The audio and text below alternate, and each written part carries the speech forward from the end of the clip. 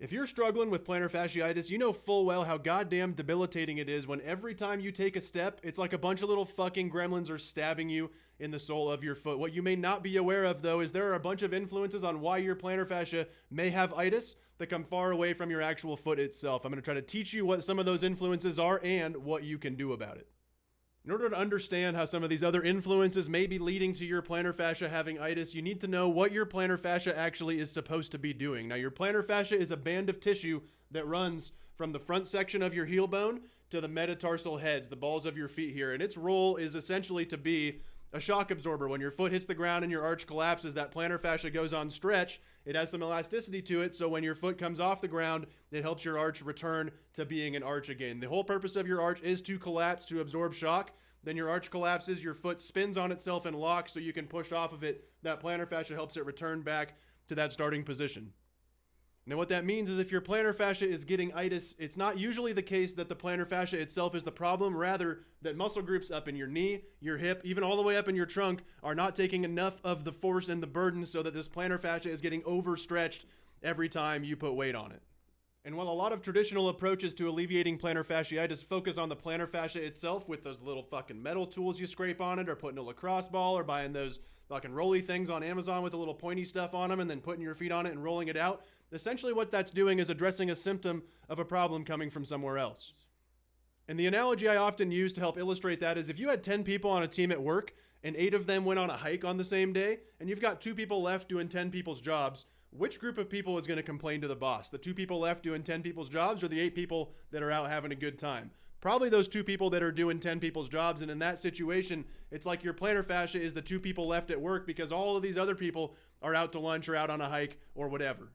And in that analogy, the pain signals being sent back to the brain are this part, the 2 people left at work complaining to the boss saying, we are being overworked. We're taking the load for other people that are out having a good time. And if we have to continue doing that, we're going to quit. And those approaches that target the plantar fascia itself are essentially like the boss coming in and saying, you need to be better at doing 10 people's jobs, at doing more work than you're required to. And a lot of times when you go in and you put a bunch of force into the plantar fascia with a metal tool or a lacrosse ball or whatever it is, that will overwhelm the sensory nervous system to the point where after you're done doing that, it no longer feels quite as bad, which leads you to think, wow, that was really helpful. Then when the pain comes back, a few hours later, the next day, you just think, well, that thing helped. I just need to do more of that. However, you can try to make those 2 people as good as possible at doing 10 people's jobs, but the more sustainable approach in my experience is to find the other 8 bastards and bring them back so everybody's working together. Now, as we talked about the plantar fascia being overstretched because muscle groups aren't pulling enough weight further up in your body, what that means is it may not be the best choice to go in there and try to stretch your plantar fascia out more. If it's already getting overstretched and then you go in and try to stretch it even more, well, that may lead to, again, some temporary relief. That may not be the best approach because it's already getting overstretched. We have to figure out how to get it to stretch less so that it's offloaded so that that itis, that inflammation, can actually heal and do what it's supposed to do.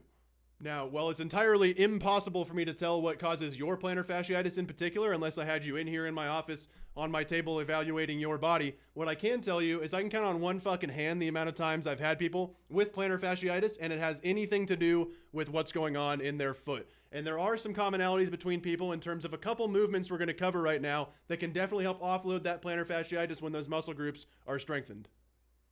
Now, the 2 most common muscle groups that I find have roles in helping offload the plantar fascia so it no longer gets itis are what are called the hip external rotation muscle group and the hip abduction muscle group. The external rotation muscle group is most famously known for piriformis. However, there's a bunch of other ones in there like adductor minimus and obturator externus and internus and gemellus superior and gemellus inferior, yada yada, the quadratus femoris, the list goes on, of things that play roles in that movement of external rotation of your hip.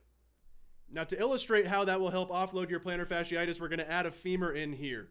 Now, if I am attempting to externally rotate the femur by spinning it out, watch what happens down here at the arch of the foot. If this is connected to this, and this is connected to this, and my hip joint attempts to spin out, see how that arch actually comes up in the foot down here? That's going to take strain off of the plantar fascia, that band that runs from the heel to the metatarsal heads, as opposed to if my hip is weak in external rotation and therefore it internally rotates. See how that's going to put more pressure in collapsing the arch down here? So if we have good strength and quality contraction of the external rotation muscle group, that's going to help this arch come up and take stress off of the plantar fascia.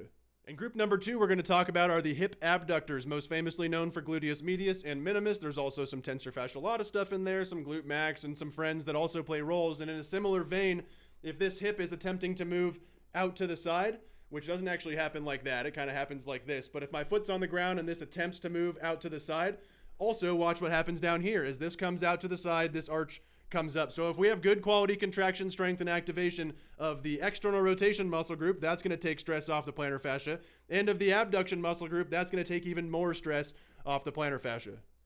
So again, while it's impossible to know what exact recipe of abduction versus external rotation versus trunk rotation versus hip extension versus lateral flexion of the spine is leading to your plantar fasciitis being the burden that it is, what I can tell you is almost everybody I've worked with that has plantar fasciitis has some amount of these two movements that have deficits and need to be addressed. So what I'm going to do is link up a couple videos here at the end for hip abduction and external rotation exercises that you can perform every day, maybe even twice a day, to increase the activation of those muscle groups and eventually increase the strength of those muscle groups so that we can effectively get those other 8 bastards back at work and offload this plantar fascia so it no longer needs to be itis.